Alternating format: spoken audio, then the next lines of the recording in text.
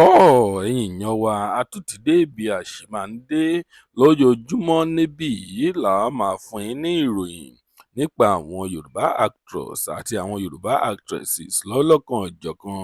Lónìí, ìròyìn nípa Délé Òdúnlé òun là mú wá fún yín. Ìròyìn tí ó bani nínú jẹ́ ni ìròyìn tí ó ń gbomijé lójú ẹni ni. Ìròyìn tó jẹ́ wípé tí ẹ bá gbọ́ ẹ ó máa sunkún ṣàràṣàrà ní lójú.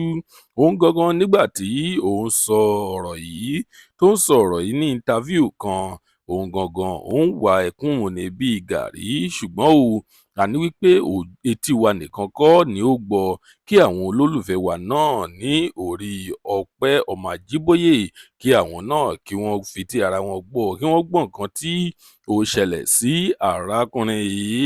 Tí ẹ bá fẹ́ gbọ́ kókó inú ìwé ìròyìn yìí, ẹ wá nǹkan fìdílé tàbí kí ẹ fìdílé nǹkan kí a lè máa fún yín ní kókó inú ìwé ìròyìn yìí.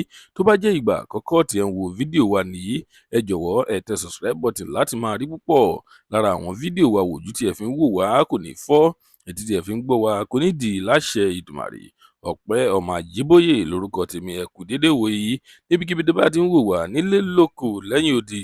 Lónìí, ìròyìn jẹ́ kó yé wa wípé níbi ọjọ́ díẹ̀ sẹ́yìn, arákùnrin yìí ó ti gbé lọ sórí ìtàkùn ayélujára rẹ̀ níbi tí ó ti ń ṣe interview kan pẹ̀lú Kúnlé Afọ́ọ̀d tí òun náà ń ṣe fíìmù Yorùbá. Níbẹ̀ ni wọ́n ti béèrè wípé kí ni hardest thing tí ó ti ever ṣẹlẹ̀ sí rí. Níbẹ̀ ni arákùnrin yìí ó ti sọ̀rọ̀ wípé ìgbà tóun pàdánù ọmọ òun ní nǹkan tí ó burú jù ó ti ṣẹlẹ̀ sí òun. Ó nígbà yẹn nìkan òun ni òun mọ̀ wípé ó jẹ́ ìgbà tí ó burú jáì fún òun. Lónìí, a kò ní rí jù báyìí lọ, ṣùgbọ́n ká tó máa lọ, ẹ gbìyànjú láti tẹ àdúrà kan ránṣẹ́ sí arákùnrin yìí wípé Ọlọ́run á dìímú ṣinṣin, wípé ọkàn rẹ̀ tí ó gbọgbẹ́, Ọlọ́run á bá bu òróró ìtura, á bá bù sí i. Ire lójú gbogbo ọmọ àrí, ó tún dọjọ́ míì, ọjọ́ rẹ̀ ó dìgbà.